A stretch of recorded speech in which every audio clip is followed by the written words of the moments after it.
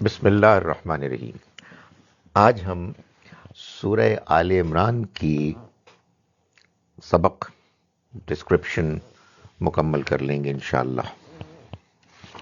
ہم اس سورہ مبارکہ کی آیت نمبر 190 سے آج کا سبق شروع کریں گے۔ اعوذ باللہ من الشیطان الرجیم، بسم اللہ الرحمن الرحیم۔ ان فی خلق السماوات والارض واختلاف اللیل والنہار لآیات لأولی الالباب۔ یقیناً آسمانوں اور زمین کی تخلیق میں، واختلاف اللیل والنہار، اور دن اور رات کے اختلاف میں، یعنی باری باری ایک کے بعد دوسرے کے آنے جانے میں، لآیات بڑی نشانیاں ہیں، لأولی الالباب عقل والوں کے لیے، ان لوگوں کے لیے کہ جو بصیرت رکھتے ہیں، سمجھ رکھتے ہیں۔ یہ جو اب حصہ شروع ہو رہا ہے سورہ مبارکہ کا، اس سے پہلے ہم دیکھ چکے ہیں کہ کفار، خاص طور پر وہ منافقین جو اگرچہ کہ ایمان تو لے آئے تھے اپنے ظاہر اور اعلان کے لحاظ سے، مگر وہ اعتراضات بھی کرتے تھے، شکوک و شبہات کا بھی اظہار کرتے تھے۔ یہودیوں کے ساتھ جہاں سے کہ وہ اصل میں آئے تھے، یعنی ان میں سے اکثریت، ان سے وہ انسپریشن لیتے، ان کو وہ فیڈ کرتے کہ بھائی یہ سوال پوچھو، یہ اعتراض کرو۔ تو ہم نے یہ دیکھا کہ وہ یہ اعتراض کرتے تھے کہ کوئی نشانی ہونی چاہیے، کوئی معجزہ ہونا چاہیے جس کو دیکھ کر ہم اطمینان کر لیں کہ آپ اللہ کے پیغمبر ہیں۔ خاص طور پر جبکہ ہمیں یہ بات پہلے سے کہہ دی گئی ہے کہ جب تک کہ کوئی ایسا نبی نہ آئے کہ جو قربانی پیش کرے اور پھر اس قربانی کو آسمان سے کوئی آگ آ کے کھا نہ لے، تب تک ہم نہیں مانیں گے۔ اس بات کا تو جواب دے دیا پہلے ایک پہلو سے کہ بہت سے پیغمبر تمہاری، یعنی یہودیوں کی، بنی اسرائیل کی تاریخ میں آئے، انہوں نے اللہ کا پیغام پیش کیا اور بڑے معجزات پیش کیے، مگر اس کے باوجود بنی اسرائیل کی ایک بڑی تعداد میں لوگوں نے ان کا انکار کیا، اور وہ بھی نشانی انہوں نے دکھائی کہ جس میں وہ کوئی قربانی پیش کرتے اور اس قربانی کی قبولیت کے لیے آسمان سے عذاب آگ آتی اور وہ اس قربانی کے جانور کو ختم کر کے چلی جاتی۔ تو اب یہ جو اعتراض کر رہے تھے لوگ کہ جی آپ معجزہ دکھائیں گے تو ہم مانیں گے، اس کا ایک دوسرے پہلو سے آخر میں جواب دیا جا رہا ہے۔ اچھا، یہ ذہنیت ہمارے ہاں بھی ہے،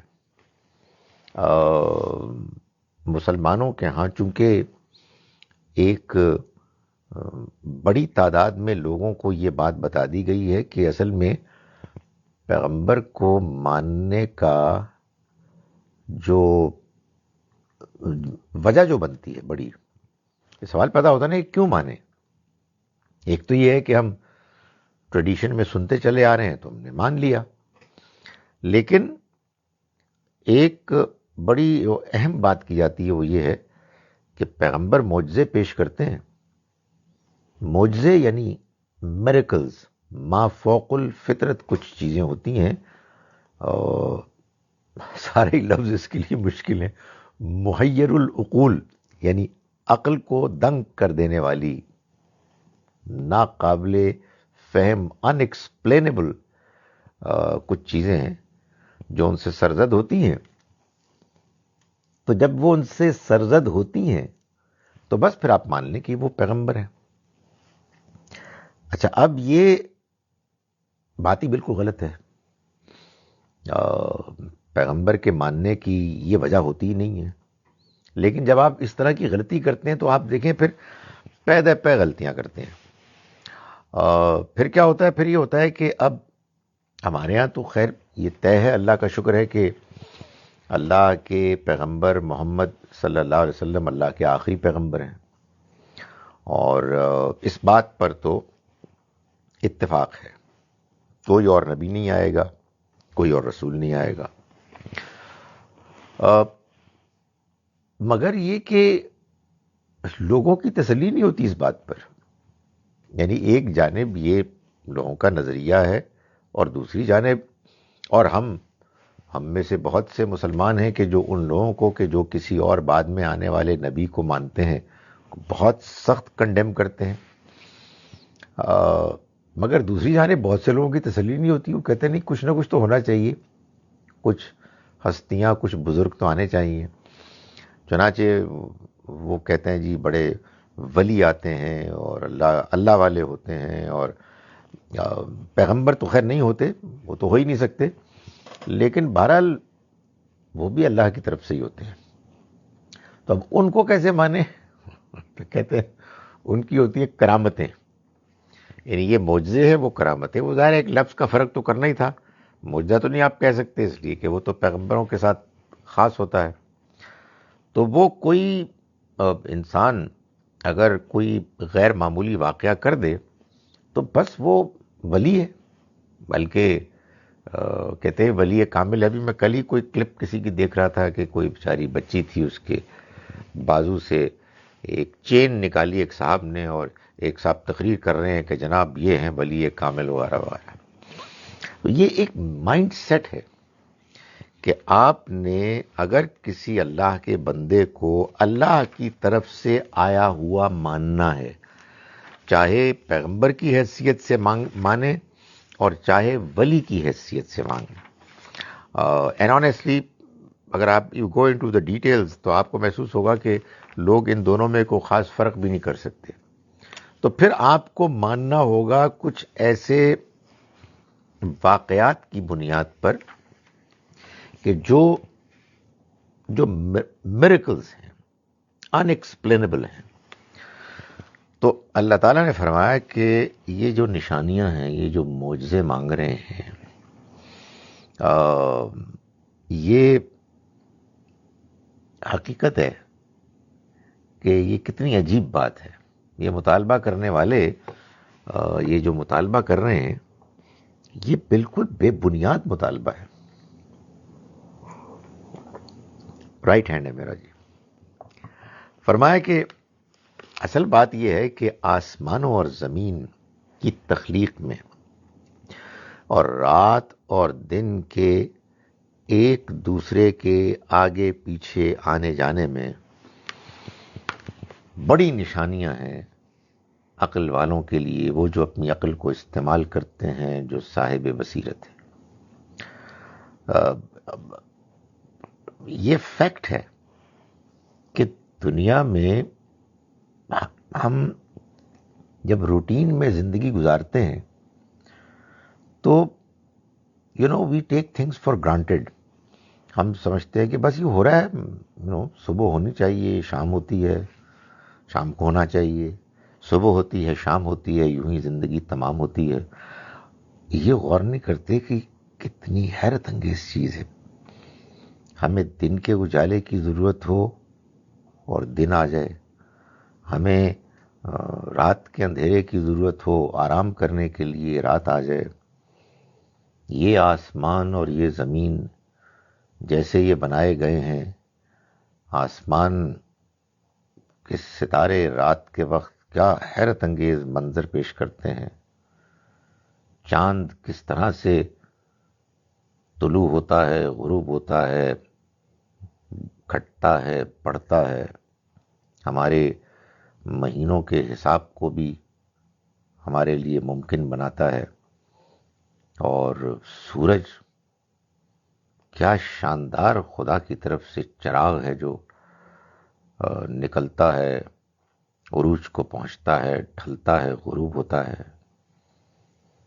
ہوائیں چلتی ہیں، بادل برستے ہیں، فصلیں اگتی ہیں، پھل پھول نکلتے ہیں، ہماری ضرورتیں پوری کر رہے ہیں.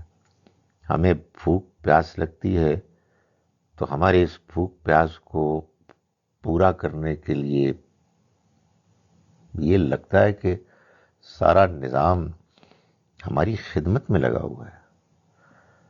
تو یہ بڑی نشانی ہے، یہ نشانیاں ہیں. نشانیاں یعنی دلیل، گواہیاں، شواہد.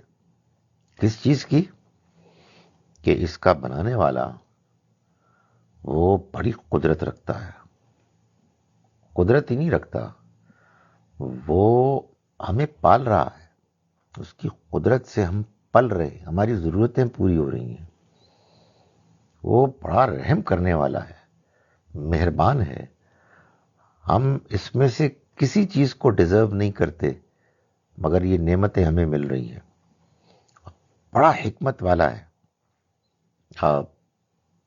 ایسے غیر معمولی وزڈم، ارینجمنٹ، آپس میں کوآرڈینیشن کا مظاہرہ ہو رہا ہے مختلف فینومینا آف دا نیچر کا، مختلف قدرت کے عوامل کا، کہ ان پر جب کوئی غور کرنے والا غور کرے گا، عقل کو استعمال کرنے والا اپنے عقل کے ذریعے سے ذرا گہرائی میں جائے گا تو وہ کہے گا کہ یہ ایک کیا عجیب دنیا ہے. یہ تو اتفاق سے تو نہیں آ سکتی، اس کا بنانے والا ہے کوئی. وہ بنانے والا کہ جس کی بے پناہ صفات ہیں. بہت مشکل ہے، بہت مشکل ہے کہ آدمی اس کائنات میں رہتا ہو، اس دنیا میں رہتا ہو، ضرورتیں رکھتا ہو. اور یہ تو میں نے ابھی چند مثالیں دی ہیں. مائی گڈنس، وہ دیکھتا ہو کہ بچے پیدا ہوتے ہیں، کیا قدرت کا کارخانہ ہے. اور پھر وہ پیدا ہونے کے بعد پلتے بڑھتے ہیں. حقیقت یہ ہے کہ وہ ہم کہتے ہیں کہ اپنے بچے ہوئے تو شاید ہوش نہیں تھا، کچھ مصروف رہتے تھے، وہ اندازہ نہیں تھا. بچوں کے بچے ہوتے دیکھا تو کمال اللہ کی عنایات ہیں، قدرتیں ہیں. ان کو دیکھ کے ہر سمجھدار انسان، سمجھدار سے مراد میں کوئی آئی کیو لیول کی بات نہیں کر رہا. یہ جو آئی کیو ہوتا ہے نا، جو آپ جس کو بعض اوقات انٹیلیجنس کہتے ہیں، شارپنس، بڑا وہ شارپ ہے، بہت تیز ہے. یہ تو ایک ٹول ہے، ٹول آف انالیسز. اس میں آپ مختلف جو آپ کے پاس ڈیٹا انفارمیشن ہے اس کو آپ الٹ پھیر کرتے ہیں، اپنی مطلب کی چیز نکالتے ہیں، اس کو پھر ایسے ارینج کرتے ہیں کہ نتائج آپ برآمد کرتے ہیں. یہ محض شارپنس، محض برائٹ مائنڈڈ ہونا، اگر آپ اس کو انٹیلیجنس کہنا چاہتے ہیں، انٹیلیجنٹ ہونا، یہ کافی نہیں ہے. اس میں دیانتداری ہونی چاہیے.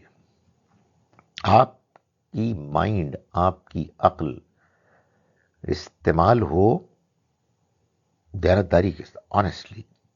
اور آنیسٹی کا یہ تقاضا ہے کہ آپ کے اندر کوئی تعصب نہ ہو.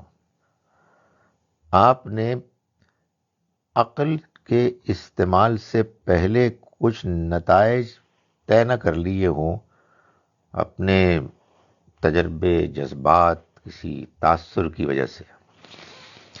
تو یہ ہو نہیں سکتا کہ بندہ اس دنیا میں آئے اور آسمانوں اور زمین کی تخلیق کو دیکھے اور رات اور دن کے الٹ پھیر کو دیکھے اور وہ اللہ کو نہ مانے. نہیں ہو سکتا، یہ نہیں ہو سکتا. آدمی مطلب اس دنیا میں آخر رہتا ہے نا، اور اس سارے تجربے سے گزر رہا ہے، کھاتا ہے، پیتا ہے، سانس لیتا ہے، کپڑے پہنتا ہے، ٹریول کرتا ہے. یہ جو اس کے سر پہ چھت ہے، یہ بناتا ہے اس طرح کی کنسٹرکشنز وغیرہ، تو لازماً وہ اس نتیجے تک پہنچتا ہے کہ یہ نشانیاں ہیں ایک ایسی ہستی کی جو نظر تو نہیں آ رہی مگر یقیناً وہ موجود ہے. جب ایسا ہو جاتا ہے تو فرمایا کہ یہ جو عقل والے ہیں، الذین یذکرون اللہ قیاما وقعودا وعلی جنوبہم، یاد کرتے ہیں یہ لوگ اللہ کو کھڑے ہوئے بھی، بیٹھے ہوئے بھی، اور اپنے کروٹوں کے بل پر بھی. یعنی یاد کرتے ہیں کہ ان کو معلوم ہو گیا کہ اللہ موجود ہے، خدا، گاڈ، جو بھی نام آپ دیں اس کو، موجود ہے. تو پھر وہ اس کو یاد کرتے ہیں. یاد کرنے سے کیا مطلب؟ اس سے باتیں کرتے ہیں، اس کی عظمت پر اس کی بڑائی بیان کرتے ہیں، اس کی نعمتوں پر اس کا شکر ادا کرتے ہیں، اپنی ضرورتوں کے لیے اس سے مانگتے ہیں. یہ اللہ کے بندے جو عقل کو صحیح استعمال کرنے والے ہیں وہ یہی کرتے ہیں. جس کو آپ ذکر کہتے ہیں نا، یہ ذکر اصل میں ہر وقت مطلوب ہے، اور سمجھدار آدمی یہ ہر وقت کرے. ہر وقت سے مراد یہ نہیں ہے کہ لٹرلی ہر وقت، مطلب ہماری ضرورتیں ہیں، ہمارے کام ہیں، مصروفیتیں ہیں وغیرہ، جب فارغ ہوتے ہیں اور نارمل ہوتے ہیں اپنے، we are on our own, تو اللہ کو یاد کرنا چاہیے. وہ غلطی ہو جائے، غفلت ہو جائے، اللہ سے معافی مانگنی چاہیے. یہ خدا کی کائنات ہے، ہر جگہ اسی کی نشانیاں ہیں. نظر نہ بھی آئے تب بھی نظر آتا ہے وہ. تو فرمایا کہ وہ یہ کرتے ہیں، لیکن یہی نہیں کرتے جو اللہ کے وہ محبوب بندے ہیں جو اپنی عقل کو صحیح طرح سے استعمال کرنے والے ہیں. وہ اللہ کا ذکر کرنے کے ساتھ ساتھ وَيَتَفَكَّرُونَ فِي خَلْقِ السَّمَاوَاتِ وَالْأَرْضِ، وہ آسمانوں اور زمین کی تخلیق پر غور بھی کرتے ہیں. ذکر میں یہ بتا چکا ہوں پہلے بھی کہ قرآن سے معلوم ہوتا ہے کہ اللہ ہمارے اندر موجود ہے. کیوں موجود ہے؟ اس لیے کہ موجود ہونے سے مراد یہ کہ اس کی ایک میموری، اصل میں میموری اس کو نہیں کہہ سکتے، اس لیے کہ میموری تو نہیں ہے، اس لیے میں کہتا ہوں کہ وہ موجود ہے وجدانی طور پر، انٹیوٹیولی، کیونکہ ہم اس سے مل کے آئیں. اور ملاقات کے بعد اللہ سے ہمیں اس ملاقات کی یاد کو آپ کہیے کہ فراموش کرا دیا گیا ہے، ڈیلیٹ کر دیا گیا ہے. آئی ڈونٹ نو صحیح لفظ ہے کہ نہیں، لیکن یاد محو ہوئی ہے. اس کی حقیقت، اس کا نتیجہ، اس کے اثرات موجود ہیں. یعنی اللہ ہمارے اندر موجود ہے. تو جب خارج میں جب اس کی نشانیاں دیکھتے ہیں تو ہمیں اللہ یاد آتا ہے. وہ اندر کی ایک کیفیت زندہ ہو جاتی ہے، تبھی تو ہم جذباتی ہوتے ہیں اللہ سے. اللہ کا ذکر کر کے آدمی کو اطمینان ہو جاتا ہے اور دل مطمئن ہوتا ہے. وہ کہا نا کہ الا بذکر اللہ تطمئن القلوب، کہ اللہ کے ذکر ہی سے دل کا اطمینان ہو سکتا ہے. کیوں؟ اس لیے کہ اس نے ہم کو بنایا اور پھر اس نے ہم کو شرف ملاقات بخشا، اور پھر اس ملاقات کی میموری کو غائب کر دیا اور ہمیں دنیا میں بھیج دیا. اور دنیا میں ہم بے چین ہوتے ہیں جب تک کہ اس کے ساتھ تعلق نہ قائم کریں. ہمارا اندر اپنے آپ کو اندرون نامکمل محسوس کرتا ہے.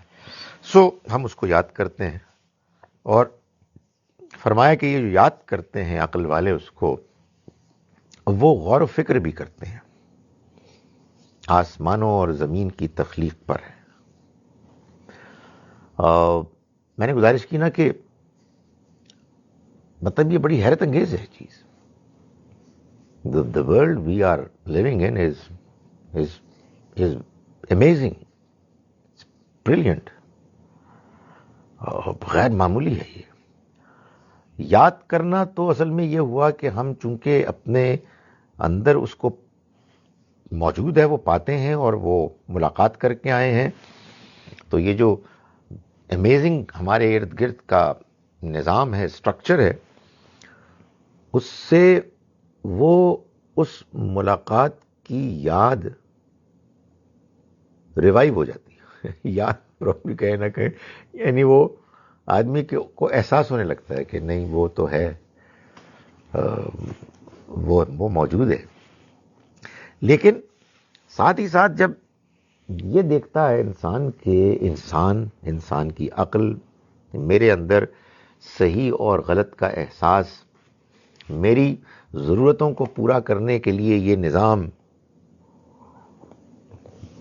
سمندر سے اٹھنے والے بخارات اور بادل اور ہوائیں اور بارش اور فصلیں، سانس لینے کے لیے موزوں ہوا، سورج کی وہ روشنی جو نہ مجھے چلا کر بالکل راکھ کر دے اور نہ اتنی کم کہ میں ٹھٹر کے مر جاؤں، رات اور دن وغیرہ. تو بندہ کہتا ہے کہ بڑی امیزنگ دنیا ہے. جس نے بھی بنائی ہے وہ حکیم ہے، وہ وائز ہے، وہ میری ضرورتیں پوری کر رہا ہے، مجھ پر مہربان ہے. لیکن ساتھ ہی ساتھ یہ ہے کہ عجیب چکر ہے. ایک طرف اتنی حیرت انگیز قسم کی مختلف نشانیاں اور اللہ کی مہربانیاں اور اس کی نعمتیں، اور دوسری جانب یہ کیا ہنگامہ ہے کہ یہاں ظلم ہے، زیادتی ہے، ناانصافی ہے، بے چینی ہے. یہ کیا ہو رہا ہے؟ یہ جو ہے نا، ایک دونوں طرح کے آپ کہیے فیلنگز، کیفیات کا ایک ایسا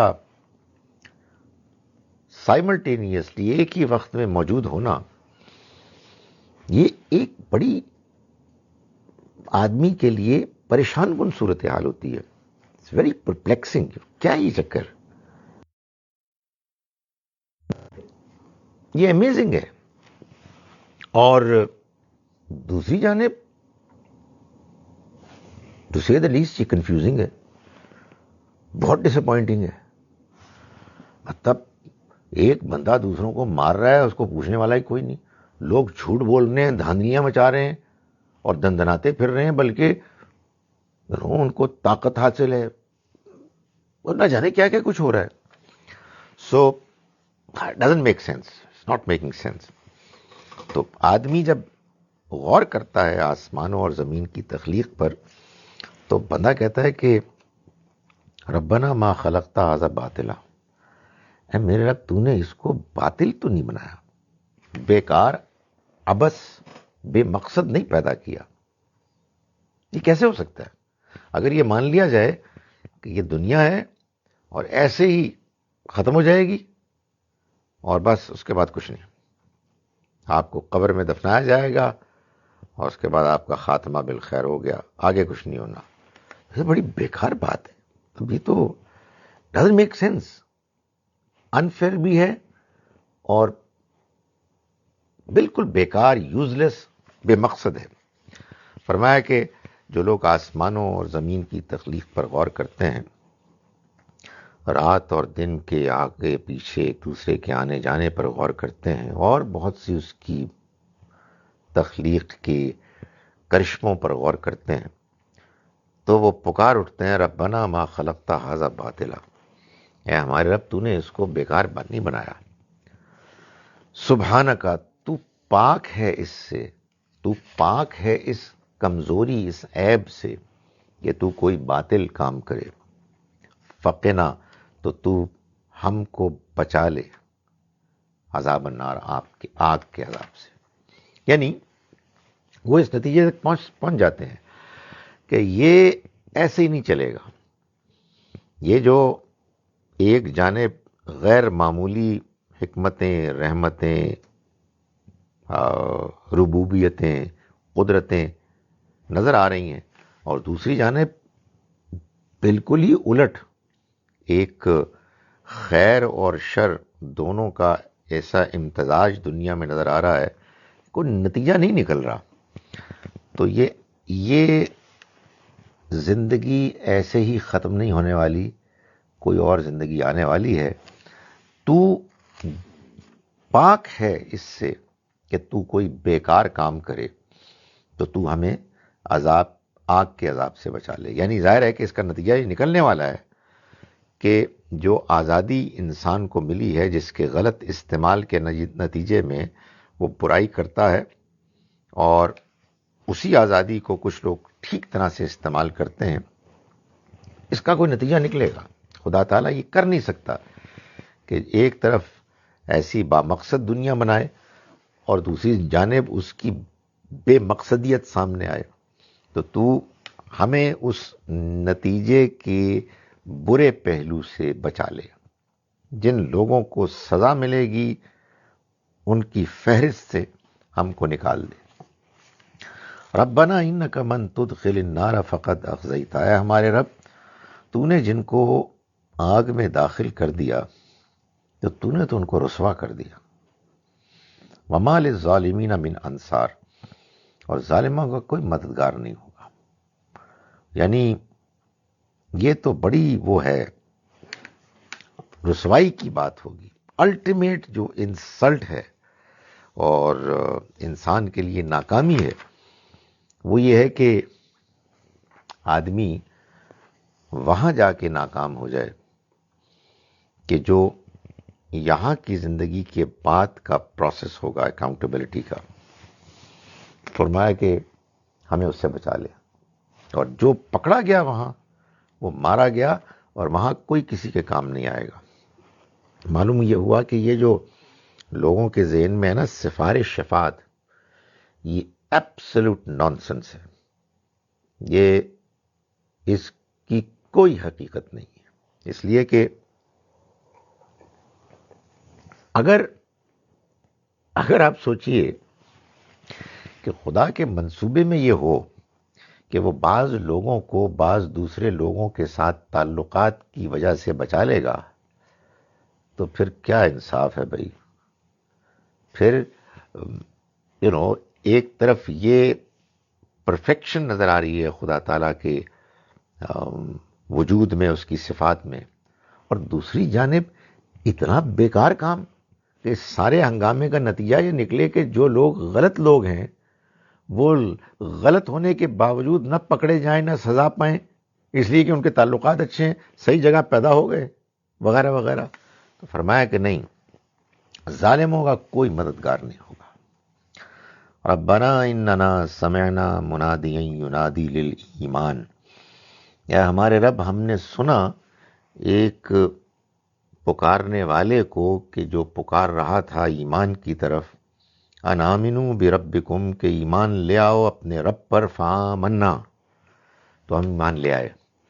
یہ ہے اصل میں وہ وجہ کہ جو ان آیات کو یہاں اللہ تعالیٰ نے پلیس کیا ہے کہ یہ لوگ معجزے مانگ رہے ہیں. ارے بھائی، اگر انسان عقل کو صحیح استعمال کرنے والا ہو تو وہ تو پہلے ہی سے اس کائنات کو نشانیوں معجزات سے بھرا ہوا محسوس کرے. یعنی جس نے اس کائنات اور ہمارے اس دنیا کے جو ماحول میں اللہ تعالیٰ کی بے انتہا مہربانیاں موجود ہیں، نشانیاں موجود ہیں، ان کو اگنور کر دیا، تو وہ ایک کسی فرد کی طرف سے پیش کیے جانے والے جادو نما کسی محیر العقول واقعے سے کیسے متاثر ہوگا؟ کیسے وہ صحیح بات کو مانے گا؟ بندہ بے ایمان ہے، وہ اس دنیا کی اس بریلینٹ امیزنگ سٹرکچر کو دیکھ کے تو متاثر ہوتا نہیں ہے. اس کا مطلب بے ایمان ہے، اس کا مطلب ہے دیانتدار نہیں ہے، اس کا مطلب ہے حق پسند نہیں ہے. تو وہ کسی کی ایک ٹرک سے کہ جس سے کہ اس کو کچھ چیز سرپرائز کر دے، وہ کیسے ایمان لا سکتا ہے؟ تو ایمان لانے والے لوگ یہ ہیں جو کہتے ہیں جب وہ یہاں تک پہنچ جاتے ہیں اس کائنات پر غور کر کے، تو اس کے بعد وہ کہتے ہیں کہ ہمارے رب، ہم نے سنا ایک پکارنے والے کو جو پکار رہا تھا ایمان کی طرف. یعنی جب آپ نے اپنا کام کر لیا، اپنی عقل سے سوچ سمجھ کے غور و فکر کر کے کچھ نتائج تک پہنچ گئے، اس کے بعد کسی پیغمبر کی دعوت آپ کو پہنچے براہ راست یا بالواسطہ، تو آپ کے ماننے میں کوئی رکاوٹ ہوگی ہی نہیں. وداؤٹ اینی ہیزیٹیشن بندہ کہے کہ بات سمجھ میں آ گئی تو میرے دل کی آواز ہے، مجھے اسی کا تو انتظار تھا.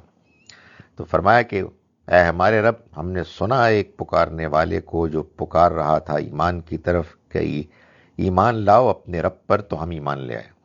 ایمان لاؤ اپنے رب پر یعنی مطلب یہ کہ یہ جو اللہ نے اس قدرت کا کارخانہ پھیلایا ہوا ہے، اس لیے کہ تم اس کے ذریعے سے اس کو سمجھ کر، اس پر غور و فکر کر کے تم اس اللہ کو مانو کہ جو نظر نہیں آ رہا، تو اس کو مانو کہ یہ سب اسی کا ہے، اسی نے کیا ہے. اس کی صفات جو اس میں ریفلیکٹ ہو رہی ہیں ہم اس کو مانتے ہیں، اور مزید ان باتوں کو بھی مانتے ہیں کہ جو پیغمبروں کے ذریعے سے اللہ نے ہم تک پہنچائی ہیں. فآمنا، تو ہم ایمان لے آئے. ربنا فاغفر لنا ذنوبنا، اے ہمارے رب چنانچہ تو معاف کر دے ہمارے لیے ہمارے گناہوں کو.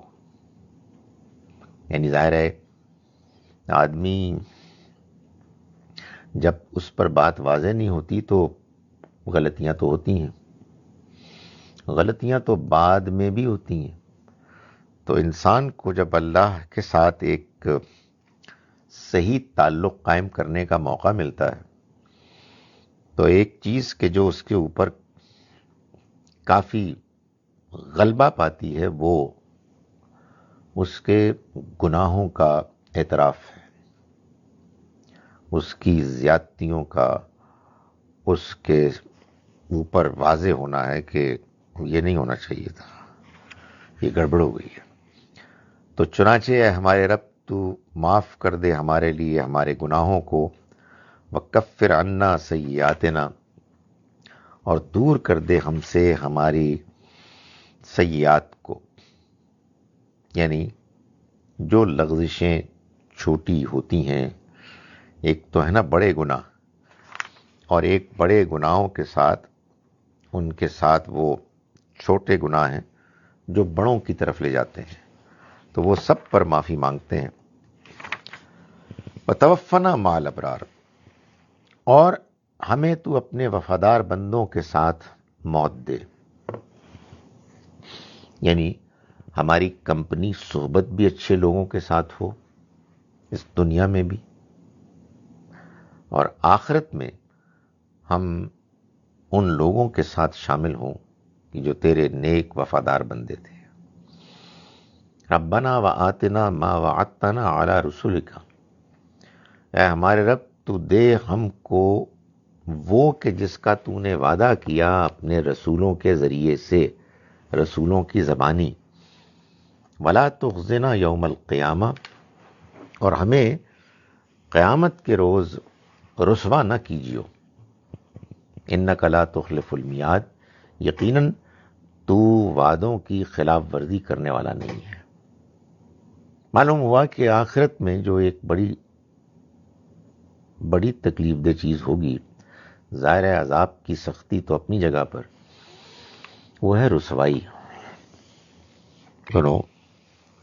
اللہ کے سامنے اور سب انسانوں کے سامنے، مخلوقات کے سامنے ایک پور پرفارمنس کے ساتھ جب آدمی جائے گا، یعنی مورل پوائنٹ آف ویو سے بڑی بڑی انسلٹنگ چیز ہوگی کہ بندے کو اتنا زبردست موقع ملا تھا دنیا میں، دنیا کے امتحان میں کامیاب ہونے کا، وہ موقع گوا کے آ گیا۔ تو ہمیں قیامت کے روز رسوا نہ کیجو۔ ظاہر ہے اس دعا کا مطلب یہ ہے کہ ہمیں دنیا میں ٹھیک طرح سے پرفارم کرنے کی توفیق دے۔ یقیناً تو وعدہ خلاف کرنے والا نہیں ہے۔ فاستجاب لہم، چنانچہ اب یہ دعا ہو گئی تو فرمایا کہ قبول فرمائی لہم ان کے لیے، ربہم ان کے رب نے ان کی دعا قبول فرمائی، یعنی یہاں دعا نکلی زبان سے، کہیے دل سے، اور وہاں اللہ کی طرف سے اس کی قبولیت کا اعلان ہو گیا۔ انی لا اضیع عمل عامل منکم، کہ میں نہیں ضائع کروں گا تم میں سے کسی عمل کرنے والے کے عمل کو۔ یعنی تم نے جب اب صحیح راستے کو اختیار کر لیا اور تم اس کی خاطر اب عمل پیرا ہو، قربانیاں دے رہے ہو، تو میں نہیں ضائع نہیں ہونے دوں گا۔ من ذکرن او انثی، چاہے مرد ہوں چاہے عورتیں۔ یعنی مطلب یہ ہے کہ یہ تو جیسا کہ آگے فرمایا بعضکم من بعض، تم میں سے، فرمایا کہ تم ایک دوسرے میں سے ہو، یعنی آپس میں ایک ہی ہو۔ اس سے ایک تو خیر یہ فائدہ ہوا کہ اللہ تعالیٰ نے جب یہ آیات نازل ہو رہی تھیں اس زمانے میں جہاں مرد ستائے جا رہے تھے وہاں عورتیں بھی ستائی جا رہی تھیں، تو ان کا ذکر نمایاں کر کے بیان کیا تاکہ ان کو حوصلہ ہو، تسلی ہو، اور انہیں معلوم ہو کہ ان کا رب ان کی ان قربانیوں کو دیکھ رہا ہے۔ اور ساتھ ہی ساتھ یہ بھی واضح کیا کہ دونوں میں کوئی فرق نہیں ہے، یعنی ایسا نہیں ہے کہ مرد عورت سے بہتر ہے، دونوں برابر ہیں خدا کی نگاہ میں، بالکل برابر ہیں، رتبے کے لحاظ سے، نیکی کے نتیجے میں اجر پانے کے لحاظ سے، ہر لحاظ سے۔ یہ تو دنیا کے نظام میں چونکہ دونوں کو اپنا اپنا رول ادا کرنا ہوتا ہے، تو ان رولز کو اسائن کرتے ہوئے بعض اوقات کیا ہوتا ہے کہ اللہ تعالیٰ کسی کو کوئی حیثیت دے دیتے ہیں، کسی کو اسی زندگی کی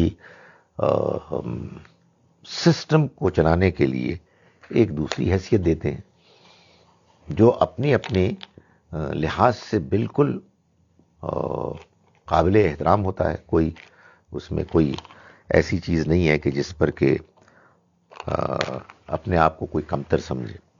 تو فرمایا کہ بعضکم من بعض، تم ایک دوسرے ہی میں سے ہو، تم ایک ہی ہو۔ فالذین ہاجروا واخرجوا من دیارہم، چنانچہ جن لوگوں نے ہجرت کی اور وہ نکالے گئے اپنے گھروں سے، وَأُوذُوا فِي سَبِيلِي، اور وہ ستائے گئے میرے راستے میں۔ یہ اب وہ جو سچویشن ہے جس میں کہ یہ آیات نازل ہو رہی ہیں، خاص اس موقع پر اللہ تعالیٰ ان لوگوں کے بارے میں تبصرہ فرما رہے ہیں کہ یہ ان لوگوں کا اجر میں ضائع کروں گا، کوئی امکان ہی نہیں۔ وَقَاتَلُوا وَقُتِلُوا، اور انہوں نے قتل کیا اور وہ قتل ہوئے۔ لَأُكَفِّرَنَّ عَنْهُمْ سَيِّئَاتِهِمْ، میں لازماً دور کر دوں گا ان سے ان کی برائیاں، ان کے گناہ۔ وَلَأُدْخِلَنَّهُمْ جنات، اور میں لازماً داخل کروں گا ان کو ایسے باغات میں، تجری من تحتها الانہار، جس کے نیچے نہریں بہتی ہوں گی، ثوابا من عند اللہ، یہ اللہ کی طرف سے بدلہ ہوگا۔ ثواب یعنی بدلہ، جو آپ نے کیا اس کا آپ کو ریوارڈ مل گیا، اجر مل گیا، یہ اللہ کی طرف سے ثواب ہوگا، اجر ہوگا۔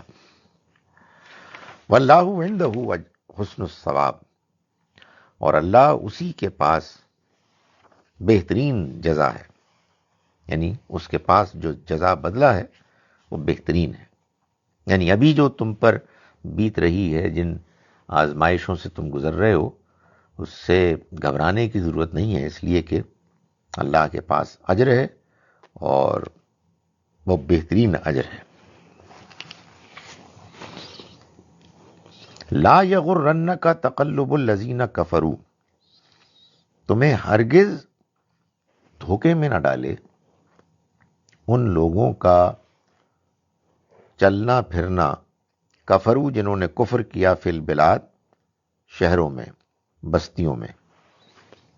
یعنی اللہ تعالیٰ وعدہ کر رہا ہے کہ آخرت میں حساب کتاب ہوگا،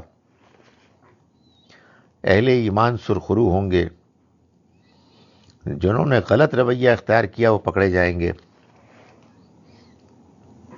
یہ بات معقول ہونے کے باوجود بعض لوگوں کو کیوں اپیل نہیں کرتی؟ وہ کہتے ہیں ابھی تو کچھ ہو نہیں رہا، جو برے ہیں، جو انکار کرنے والے ہیں، آرام سے زندگی گزار رہے ہیں۔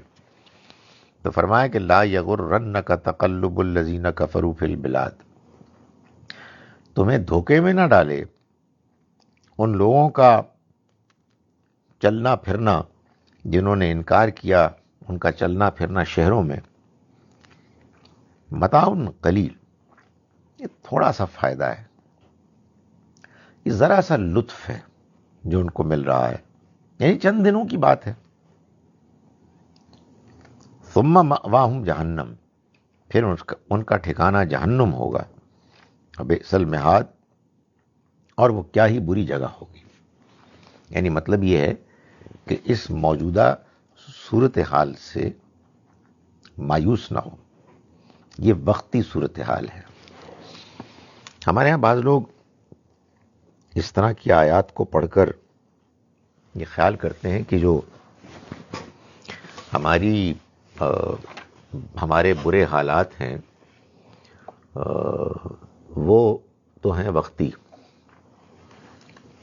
اور یہ جو دنیا میں بعض دوسری قومیں ہیں جو ترقی کر رہی ہیں، یہ اصل میں متاع قلیل ہے، تو آگے تو انشاءاللہ ہماری ہی کامیابی ہونی ہے۔ نہیں، یہ بات صحیح طرح سے نہیں سمجھی گئی۔ یہ جن لوگوں کے بارے میں اللہ تعالیٰ بیان فرما رہے ہیں، اللہ تعالیٰ، کہ ان کا شہروں میں چلنا پھرنا یہ تمہیں دھوکے میں نہ ڈالے، یہ وہ لوگ ہیں جنہوں نے اللہ کے پیغام کا انکار کر دیا، اگرچہ کہ وہ پیغام ان کے پاس پہنچا اتنے واضح کنونسنگ طریقے سے کہ ان کے پاس نہ ماننے کی کوئی گنجائش نہیں تھی۔ اللہ کے پیغمبر خود آئے، تو یہ ان کے بارے میں کہا گیا ہے۔ باقی لوگوں کا کیا ہوگا یہ اللہ میرٹ کی بنیاد پر فیصلہ کرے گا۔ ہم کو اس بارے میں فکر مند ہونا چاہیے کہ کیا ہم نے اپنی طرف سے صحیح رویہ اختیار کیا، ہم سے دوسروں تک پیغام ٹھیک طرح سے پہنچا۔ باقی ظاہر ہے کہ لوگوں کا، قوموں کا کیا معاملہ ہوگا، ایک بات بالکل واضح ہے کہ اللہ کے ہاں ہر فرد کا فیصلہ میرٹ پر، انصاف کی بنیاد پر ہوگا۔ وہ میرٹ کیا ہوگا؟ میرٹ یہ ہوگا کہ جس شخص کو جتنا معلوم تھا، جس شخص کے لیے جتنا جاننے کا امکان تھا اور عمل کرنے کا امکان تھا، اس میں اس نے اس امکان پوٹینشل میں کتنا پرفارم کیا، یہ کون جان سکتا ہے کہ کس کے پاس کتنا امکان ہے؟ اللہ ہی جان سکتا ہے، میں اور آپ تو نہیں جان سکتے۔ اس لیے ان آیات کو انہی لوگوں تک محدود مانے کہ جو اس وقت موجود تھے اور انکار کر رہے تھے۔ ان کا انکار کفر تھا، اس لیے کہ وہ جاننے بوجھنے کے باوجود کیا جا رہا تھا۔ لیکن الذین اتقوا، اس کے برعکس وہ لوگ کہ جنہوں نے تقوی اختیار کیا، یعنی ربہم، اپنے رب کا، یعنی اپنے رب سے ڈرتے رہے، لہم جنات تجری من تحتها الانہار، ان کے لیے باغات ہوں گے جن کے نیچے نہریں بہتی ہوں گی، خالدین فیہا، وہ ہمیشہ رہیں گے اس میں، نزلا من عند اللہ، یہ اللہ کی طرف سے نزل، ابتدائی مہمانی کے طور پر ملے گا۔ آگے اس کے کیا ہوگا یہ آپ سوچ سکتے ہیں۔ ایک تو ابتدائی مہمانی یہ ہوگی کہ یہ ان کو جنت ملے گی۔ وما عند اللہ خیر للابرار، اور جو اللہ کے پاس ہے وہ نیک لوگوں، وفاداروں کے لیے بہت عمدہ ہے۔ یعنی جو وہاں اللہ کی نعمتوں سے مالا مال کیا جائے گا، جنت میں داخل کیا جائے گا، اس کے لیے کامیابی ہی کامیابی ہے۔ وَإِنَّ مِنْ أَهْلِ الْكِتَابِ، اور اہل کتاب میں سے، لَمَن يُؤْمِنُ بِاللَّهِ وَمَا أُنزِلَ إِلَيْكُمْ وَمَا أُنزِلَ إِلَيْهِمْ، لازماً وہ بھی ہیں کہ جو اللہ پر ایمان رکھتے ہیں سچا، اور وہ مانتے ہیں اس کو بھی جو تم پر نازل ہوا، اور وہ مانتے ہیں اس کو بھی جو ان پر نازل ہوا، خاشعین للہ، اللہ سے وہ ڈرتے رہتے ہیں۔ یعنی وہ جب اس کو مانتے ہیں تو ڈرتے ہوئے، اللہ سے ڈرتے ہیں اس لیے مانتے ہیں، نہیں ڈریں گے تو ظاہر ہے ماننے کی کوئی وجہ نہیں۔ لا یشترون بآیات اللہ ثمنا قلیلا، وہ اللہ کی آیات کو تھوڑی قیمت کے بدلے نہیں بیچتے۔ اولئک لہم اجرہم عند ربہم، یہ وہ لوگ ہیں کہ جن کے لیے ان کا اجر ہوگا ان کے رب کے ہاں۔ ان اللہ سریع الحساب، یقیناً اللہ حساب لینے میں جلدی کرنے والا ہے۔ ہم نے اسی سورہ مبارکہ میں یہ دیکھا کہ کم سے کم 2 اور جگہوں پر اللہ نے تعریف کی اہل کتاب کی، اہل کتاب میں سے بعض لوگوں کی۔ ایک آیت نمبر 75 میں، اور ایک آیت نمبر 113 سے لے کے 115 تک۔ یہاں بھی اہل کتاب کی تعریف کی جا رہی ہے۔ اس میں ہمارے بعض لوگوں کو یہ مشکل ہے کہ اللہ تعالیٰ اہل کتاب کی تعریف کیسے کر سکتا ہے۔ آپ کہیں گے کہ بھئی اللہ تعالیٰ کہہ رہا ہے، تعریف کر رہا ہے، تو اس میں کسی کو کیا اختلاف ہو سکتا ہے؟ لیکن لوگوں کو اختلاف ہے۔ تو آپ کہیں گے کیا وہ ان آیات کو مانتے نہیں مانتے ہیں، لیکن وہ یہ کہتے ہیں کہ یہاں جن اہل کتاب کا ذکر کیا گیا ہے وہ مسلمان ہو چکے تھے۔ تو آپ کہیں گے کہ بھائی اگر مسلمان ہو چکے تھے تو ان کو تو یا ایھا الذین آمنوا کہنا چاہیے تھا۔ بات تو بالکل صحیح ہے، تو پھر یہ کیا گڑبڑ ہے؟ دیکھیں، یہ میں نقطہ اس لیے اٹھا رہا ہوں کہ یہ بات بڑی امپورٹنٹ ہے سمجھنے کی۔ یہ جو ہوتا ہے نا تھنکنگ پروسیس، کہیے لرننگ پروسیس، اس میں ہم ایک چیز سیکھتے ہیں، اپنے آپ کو امپروو کرتے ہیں. اس میں ٹوٹ پھوٹ ہوتی رہتی ہے، ہوتی رہنی چاہیے. اگر ٹوٹ پھوٹ نہ ہو تو ہم ضدی، ہٹ دھرم، متاثر، انفلیکسیبل بن جائیں، سٹبن. انفارچونیٹلی ہمارے یہاں بہت سے مسلمانوں نے یہ طے کر لیا کہ اہل کتاب کافر ہیں، اس لیے وہ تو جہنمی ہیں. چنانچہ وہی مومن ہو سکتے ہیں جو مسلمان ہیں. یہ ایک ذہنی سانچہ بنا لیا، یہ فکر بنا لی، یہ انڈرسٹینڈنگ بنا لی. آپ وہ کہتے ہیں کہ یہ ہمارا عقیدہ ہے.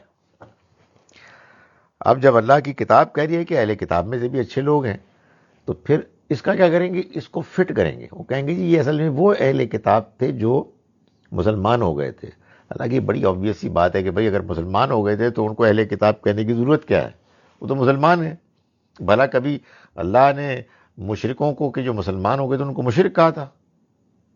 مسلمان ہیں. یا ایھا الذین آمنوا. ان آیات میں جن اہل کتاب کی تعریف کی گئی وہ ابھی فارملی مسلمان نہیں ہوئے تھے، مگر ہونے والے تھے. یہ بالکل ٹھیک ہے. کچھ لوگ ہوتے ہیں کہ جو، کچھ لوگ کیا تقریباً سارے ہی، وہ ٹائم لیتے ہیں. ایک پروسیس ہوتا ہے. آپ ایک جرنی سے ایک گزر رہے ہوتے ہیں، ایک سفر کر رہے ہوتے ہیں، جس میں کسی موقع پر آپ اعلان بھی کر دیتے ہیں. تو یہاں جن اہل کتاب کا ذکر اللہ تعالیٰ کر رہے ہیں، یہ وہ لوگ ہیں جو ابھی مسلمان نہیں ہوئے تھے، مگر دل سے انہوں نے ماننا شروع کر دیا تھا.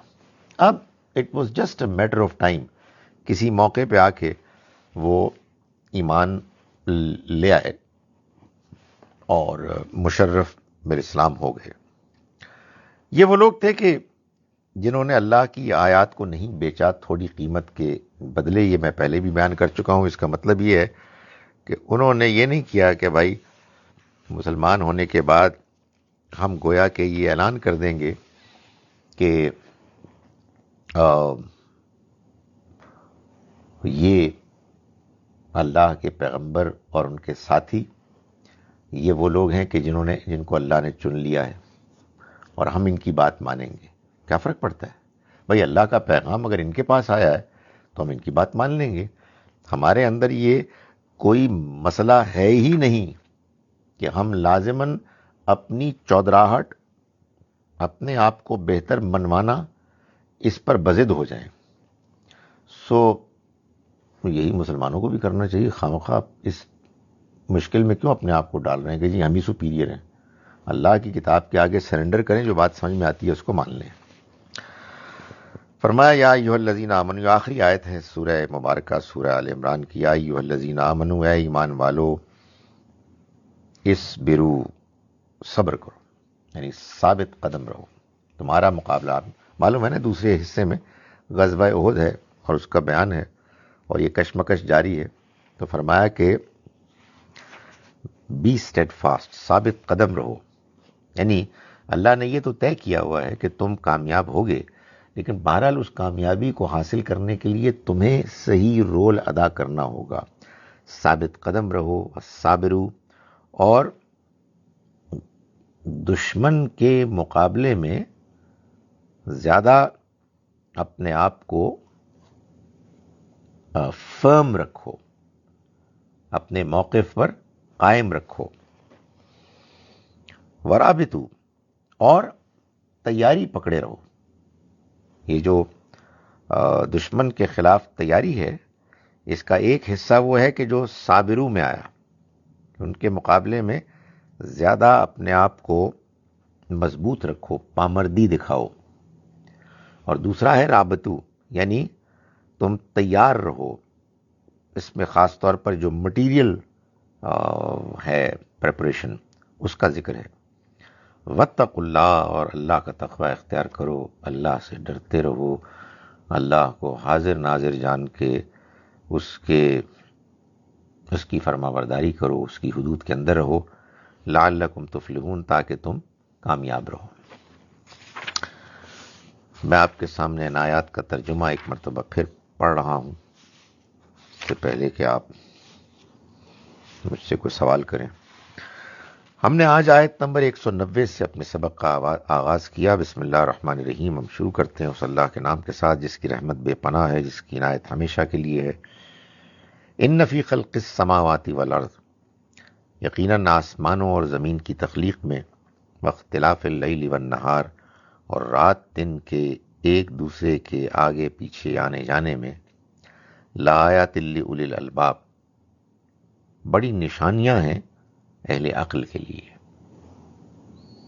الذین یذکرون اللہ، وہ لوگ کہ جو یاد کرتے ہیں اللہ کو، قیاما وقعودا وعلی جنوبہم، کھڑے بیٹھے اور اپنی کروٹوں کے بل یعنی لیٹے ہوئے، وَيَتَفَكَّرُونَ، اور وہ غور و فکر کرتے ہیں، فی خلق السماوات والارض، آسمانوں اور زمین کی تخلیق پر، ربنا، اور وہ دعا کرتے ہیں ہمارے رب، ما خلقت ھذا باطلا، تو نے یہ سب کچھ بیکار باطل پیدا نہیں کیا، سبحانک، تو پاک ہے اس سے کہ تو کوئی بیکار کام کرے، فقنا عذاب النار، چنانچہ تو ہمیں آگ کے عذاب سے بچا دے، ربنا، اے ہمارے رب، انک من تدخل النار، بے شک یقیناً تو نے جس کو آگ میں داخل کر دیا، فقط اخزیتا، تو نے اس کو رسوا کر دیا،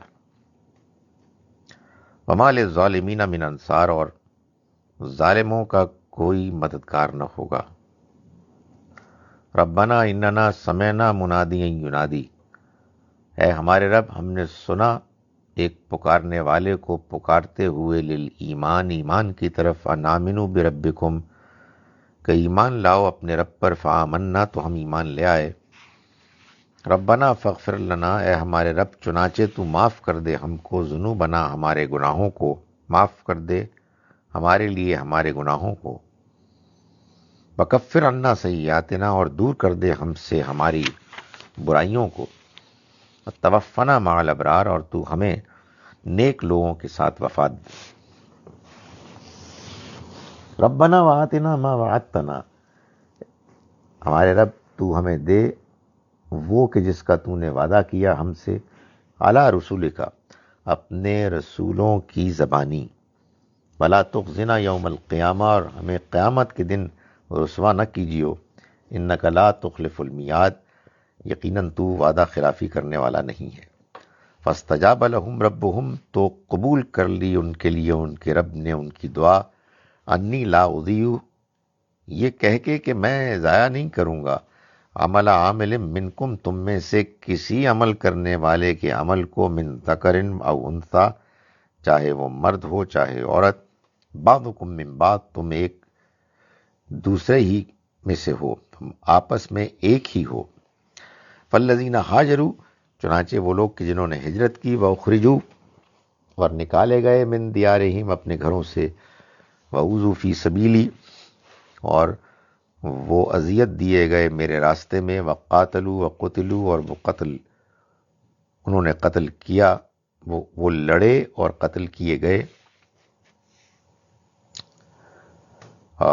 لو کفرن عنہم، ہم لازماً دور کر دیں گے ان سے، سیئاتہم، ان کی برائیاں، ولادخلنہم، اور ہم لازماً داخل کریں گے ان کو، جنات، ایسے باغات میں، تجری بہتی ہوں گی، من تحتہا الانہار، جن کے نیچے نہریں، ثوابا من عند اللہ، یہ بدلہ ہوگا، بدلے کے طور پر ہوگا اللہ کی طرف سے، واللہ عندہ، اور اللہ اس کے پاس، حسن الثواب، بہت عمدہ بدلہ ہے، لا یغرنک تقلب الذین کفروا فی البلاد، تمہیں ان لوگوں کا چلنا پھرنا کہ جنہوں نے کفر کیا شہروں میں، یعنی چلنا پھرنا شہروں میں، دھوکے میں نہ ڈالے، بتاؤں قلیل، یہ تھوڑا سا فائدہ ہے، ثم مأواہم جہنم، پھر ان کا ٹھکانہ جہنم ہوگا، وبئس المہاد، اور وہ کیا ہی بری جگہ ہے۔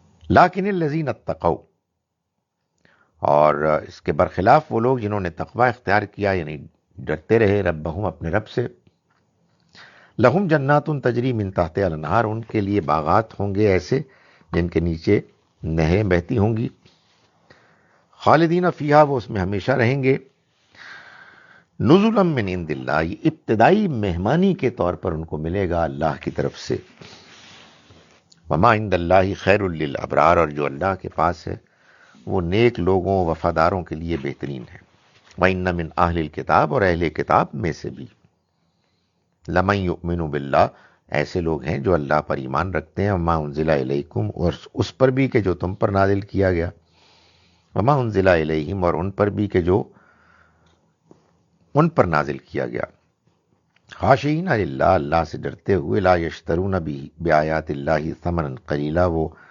اللہ کی آیات کو حقیر قیمت کے بدلے نہیں بیچتے، اولئک لہم اجرہم عند ربہم، یہ وہ لوگ ہیں کہ جن کے لیے اجر ہوگا ان کے رب کے ہاں، ان اللہ، ان کا اجر ہوگا ان کے رب کے ہاں، ان اللہ سریع الحساب، یقیناً اللہ حساب لینے میں جلدی کرنے والا ہے، یا ایھا الذین آمنوا، ایمان والو، اصبروا، ثابت قدم رہو، اور صابروا، اور دشمن کے مقابلے میں مضبوطی دکھاؤ، ورابطوا، اور مقابلے کے لیے تیار رہو، واتقوا اللہ، اور اللہ کا تقوی اختیار کرو، لعلکم تفلحون، تاکہ تم فلاح پاؤ۔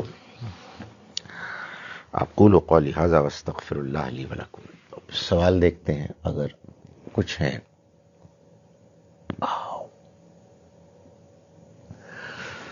شاہ جناب، I have a question regarding Hazrat Isa. I understand and thank you for clarity on his death. Does it mean Hazrat Isa was taken body and soul? He does not have a grave in the earth. جی یہی مطلب ہے اس کا کہ ان کا انتقال ہوا۔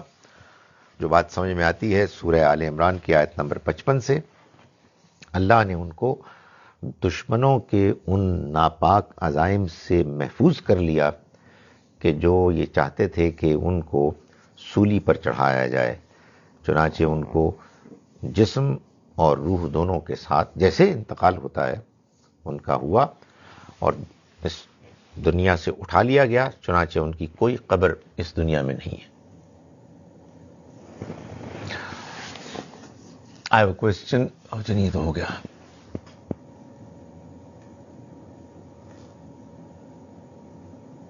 یہ بھی ہو گیا۔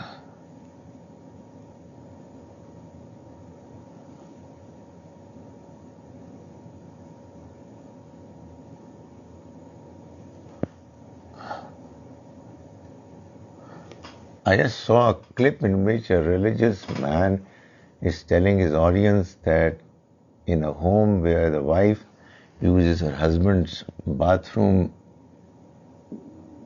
chappals is committing sin all the time. How does one deal with such jahiliyat and misguidance?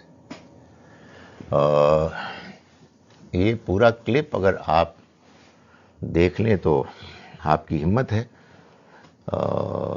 دیکھنے کے بعد اس کو اگنور کر دیں، ورنہ درمیان ہی میں روک دیں، اس لیے کہ اس کا کوئی علاج نہیں ہے، کوئی علاج نہیں ہے اس کا۔ I can invite you. ہاں جی انشاءاللہ وہ کرتے ہیں جی، ٹیلی فون پہ وہ میسج ایکسچینج کرتے ہیں، کچھ کرتے ہیں۔ What is a miracle? Do they still exist as we understand them in lay terms, meaning turning water into wine, for example?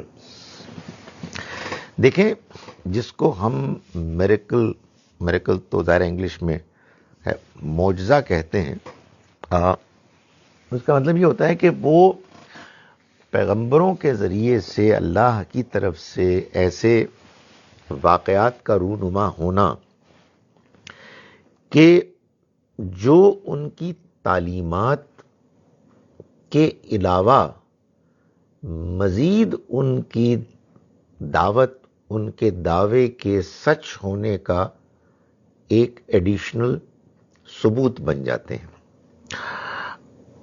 خاص طور پر ان معجزات کے پیغمبروں کو ملنے کی وجہ یہ ہوتی ہے کہ پیغمبروں کی اپنی اپنی جو حیثیتیں ہوتی ہیں، ان کے جو پیکیولر سرکمسٹانسز ہوتے ہیں، اس میں انہیں اس طرح کے معجزات کے ملنے سے اپنی نبوت رسالت کی ذمہ داریاں نبھانے میں آسانی ہوتی ہے۔ موسیٰ علیہ السلام مثال کے طور پر جب فرعون اور اس کے درباریوں کے پاس گئے تو وہ بڑے ظالم لوگ تھے۔ فرعون ایک نہایت ظالم جابر بادشاہ تھا۔ وہ آپ کو بات کرنے کا موقع بھی نہیں دیتا، آپ کی کسی حیثیت کو ماننے کے لیے تیار نہ ہوتا۔ اگر اس کے سامنے وہ غیر معمولی سانپ کا معجزہ، یعنی لٹھیا ان کی سانپ بن گئی، وہ نہ دکھایا جاتا تو اس سے ان کو آگے بڑھ کر بات اس کے ساتھیوں تک اور لوگوں تک پہنچانے کا موقع ملا۔ لائک وائز ظاہر ہے کہ جن سرکمسٹانسز میں مسیح علیہ السلام پیدا ہوئے، مریم علیہ السلام کے بطن سے بن باپ کے، تو آپ اندازہ کر سکتے ہیں کہ جو بعض لوگوں نے صورتحال پیدا کرنے کی کوشش کی، الزامات لگائے وغیرہ وغیرہ، تو ماں کی گود میں بولنے والا بچہ، یعنی یہ جو میریکل تھا amongst many others مسیح علیہ السلام کا، اس نے گویا کہ اس صورتحال میں مریم علیہ السلام کے لیے بھی ایک بڑا بھرپور اللہ کی طرف سے دفاع کا بندوبست یعنی پیش کیا، اور اس کے نتیجے میں ظاہر ہے لوگ پھر تب سے لے کے آنورڈ مسیح علیہ السلام کی طرف متوجہ بھی ہوئے۔ اب کیا ہوتا ہے، اب تو بس اللہ کی طرف سے کوئی غیر معمولی واقعات ہو جاتے ہیں، لیکن ان واقعات کا رونما ہونا اس فرد کے لیے کہ جس کے ذریعے سے وہ رونما ہوئے ہیں، کوئی دلیل نہیں ہے کہ وہ کوئی لازماً کوئی نیک آدمی ہے یا لازماً کوئی اللہ والے ہیں۔ اللہ تعالیٰ کسی کو بھی کسی کے ذریعے سے بھی کوئی کام کروا سکتا ہے۔ اس میں صرف اس پہلو ہی سے اگر کسی کو دلچسپی ہے تو ہونی چاہیے کہ بھائی ایک ایکسٹراڈنری واقعہ ہو گیا، اللہ کی قدرت ہے، وہ کر سکتا ہے، کسی کے ذریعے بھی کر سکتا ہے۔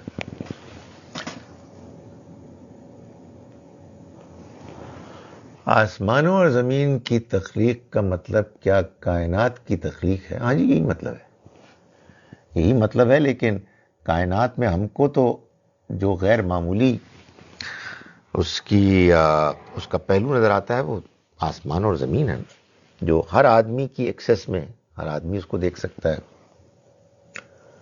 Allah told Prophet Musa alayhi salam that eyes cannot see Allah. So does Quran tell about possibility of seeing Allah on the day of judgment? Will we be able to see Allah ever? دو امکانات ہیں۔ ایک امکان یہ ہے کہ یہ جو بات بیان کی گئی ہے یہ اس دنیا کی نگاہوں کے بارے میں ہے۔ وہاں کی جو نگاہ ہے وہ ہو سکتا ہے اس کے لیے یہ ابصار لفظ ہی ٹھیک نہ ہو، تو اللہ چاہے گا تو یہ ہو سکے گا۔ دوسرا امکان یہ ہے کہ یہ جو ہمارے ہاں کہا جاتا ہے نا کہ اللہ تعالیٰ وہ دیکھ رہے ہوں گے اللہ کی طرف، اس کی جانب، تو اس سے مراد ہے یعنی اللہ سے امید رکھ رہے ہوں گے۔ لیکن حقیقت واقعہ یہ ہے کہ جو کچھ قرآن میں بیان ہوا ہے وہ خاص اس دنیا کی زندگی کے کانٹیکسٹ میں بیان ہوا ہے۔ آپ دیکھیں نا کہ ایک اور اصول بیان ہوا ہے کہ ہر نفس کو موت کا مزہ چکھنا ہے. ہم نے پچھلی مرتبہ پڑھا کل نفس ذائقۃ الموت.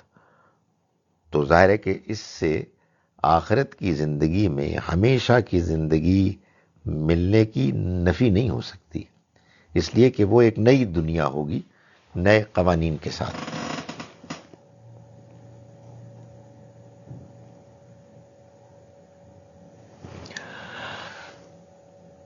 Only those who have done good deeds, the sinners won't.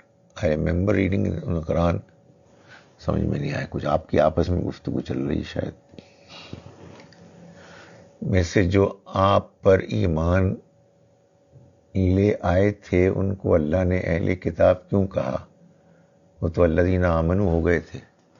جی میری بھی یہ گزارش ہے، یہ بعد میں ایمان لائے تھے. اچھے لوگ دیکھیں، ایمان نہ لانا جبکہ آپ کو بات پہنچ گئی، سمجھ میں آ گئی، ایک جرم ہے. ایمان نہ لانا فارملی جبکہ ابھی آپ کو بات ٹھیک طرح سے پہنچی نہیں، یہ جرم کیسے ہے؟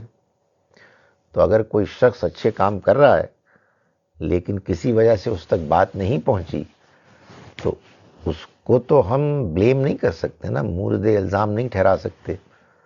اور یہ کون بتائے گا کہ کسی کو بات پہنچ گئی یا نہیں پہنچ گئی سوائے اللہ کے؟ تو اس وجہ سے کسی فرد کے بارے میں یہ بات کہنا ہماری جورسڈکشن سے باہر ہے کہ وہ کافر ہے، یعنی اس نے بات سمجھ لی لیکن نہیں مان رہا. جب کبھی میں کھلے آسمان کی خلقت پہ غور و فکر کرنے لگتا ہوں، ساتھ ساتھ قرآن سنتا ہوں، ایک عجیب کیفیت ہوتی ہے. ایمان بہت واضح نظر آتا ہے اور رونگٹے کھڑے ہوتے ہیں. کیا وجہ ہے کہ کیفیت زیادہ وقت ساتھ نہیں دیتی؟ کیا اس میں اللہ کی کچھ حکمت ہے؟ ہاں بہت حکمت ہے. بات یہ ہے کہ دیکھیں، میرا اور آپ کا جو امتحان ہو رہا ہے نا، وہ ایک مستقل امتحان ہے جس میں ہماری کمٹمنٹ کو ٹیسٹ کیا جا رہا ہے. اگر امتحان ایسا ہوتا کہ ہم سے کہا جاتا کہ دوڑو اور وہ اس مقام تک پہنچ جاؤ، ہم دوڑتے اور اس مقام تک پہنچ جاتے اور کہا جاتا کہ آپ جیت گئے، آپ پاس ہو گئے، تو پھر آپ کو اسی وقت فوت ہو جانا چاہیے تھا، اس لیے امتحان تو ختم ہو گیا. تو ہمارا امتحان کیا ہے؟ ہمارا امتحان یہ ہے کہ ہم ایک چیز کو پاتے ہیں، حقیقت کو پاتے ہیں اور پھر کھو دیتے ہیں، پھر فراموش کر دیتے ہیں. اچھائی کرتے ہیں پھر کمزوری آتی ہے. یا ہم اس دنیا میں رہتے ہوئے جینوئنلی اچھے ہوتے ہیں لیکن برائی بھی کرتے ہیں، تو ہماری برائی دب جاتی ہے، ہم توبہ کرتے ہیں، ہم استغفار کرتے ہیں. یا ہم اصل میں اپنے آپ کو برا ثابت کر دیتے ہیں، تو بروں سے بھی اچھائیاں ہوتی ہیں لیکن وہ بس بیکار سی ہوتی ہیں. سو آپ کا اللہ کو یاد کرنا اور اس کی وجہ سے بہت زیادہ جذبات سے اس میں انوالو ہونا یہ اللہ کی مہربانی ہے. لیکن اگر یہ سارا وقت کیفیت رہے تو پھر آپ کا امتحان ختم ہو جائے. تو بس اللہ سے دعا کرنی چاہیے کہ یہ اچھی کیفیات بار بار ملیں اور ہم فی الجملہ یعنی اپنی ٹوٹل جو ہماری پرفارمنس ہے آن دی ایوریج وہ بہت بہتر ہو اور اللہ تعالی ہماری کوتاہیوں کو معاف فرما دے.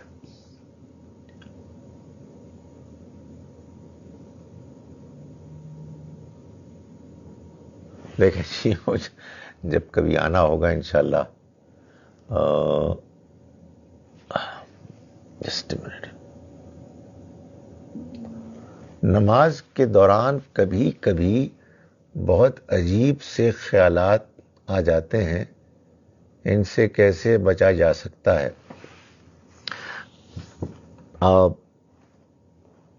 دیکھیں، نماز کو سمجھ کے پڑھیں، اور جب خیالات آئے تو جو کچھ پڑھ رہے ہیں اس کو تھوڑی دیر کے لیے ڈسکنٹینیو کر کے استغفار کریں اور دوبارہ شروع کریں. یعنی دوبارہ سے مراد یہ کہ پھر آ جائیں.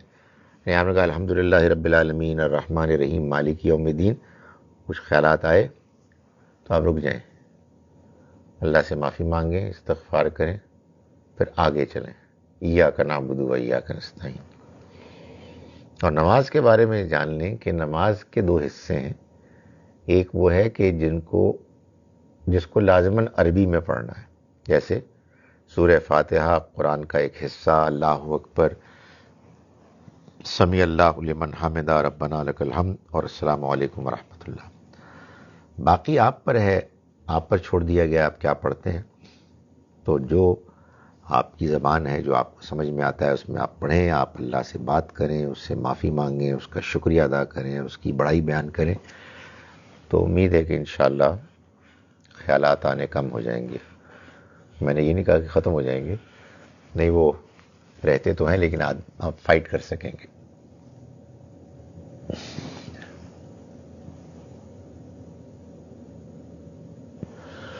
ہم قرآن کو پڑھتے ہوئے وائی ڈو وی کرائے، اس لیے کہ ہم پر اثر ہوتا ہے قرآن کا. کبھی اس لیے ہوتا ہے کہ ہمیں قرآن سنتے سنتے اللہ واقعی یاد آتا ہے. کبھی اس لیے ہوتا ہے کہ قرآن کو سنتے سنتے ہمیں اپنے گناہ یاد آتے ہیں. لیکن اصل میں اس لیے آدمی کو رونا آتا ہے کہ قرآن اللہ کی کتاب ہے، اللہ ہمارے سب کے دل میں بستا ہے. تو وہ اس کی تلاوت ہمارے دل میں خدا کی موجودگی کے ساتھ جب وہ اس کا ہوتا ہے ملاپ، تو اس کے نتائج جذبات کی شکل میں آتے ہیں. چلیے جی، انشاءاللہ آئندہ بھی اس کو جاری. اپنا سورہ نساء شروع کرنی ہے. آپ دعا کیجئے کہ میں رمضان میں بھی اس سلسلے کو جاری رکھ سکوں. السلام علیکم ورحمۃ اللہ وبرکاتہ.